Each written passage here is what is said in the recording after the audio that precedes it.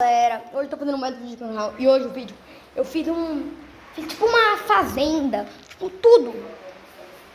A África, a Austrália, a savana, com todos os meus animais. A Lele que deu a ideia, né? Fala aí. Coloca lá na caverna isso daí pra eles verem. Primeiro, gente, vou começar com a floresta amazônica. É aqui, ó. Crocodilo, macaco, tem tudo. Até a cobra, arara. Viram? Ó, aqui é a Índia que eu fiz. Aqui é a Índia, ó. Matheus, vamos guardar? Calma aí, deixa eu fazer o vídeo, né? Ó, aqui é a fazendinha que minha irmã fez comigo. Ó, savana, que tem tudo os bichos que tem. Ah, faltou um. Que pra quem não sabe, lá no nos meus primeiros vídeos desse canal, eu mostrei esse bicho aqui.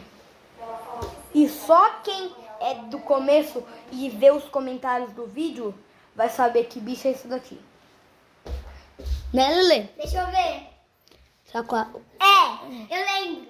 Ó, Eu tinha tem daqui. nascido. Eu tinha nascido. Ó, aqui é o rio dos dinossauros e tem animais. Olha isso daqui. Ó, aqui é deserto, Austrália, montanha. Aqui é uma parte do que os dinos também estão. Outra parte do dinossauro. Olha o dinossauro comendo o outro.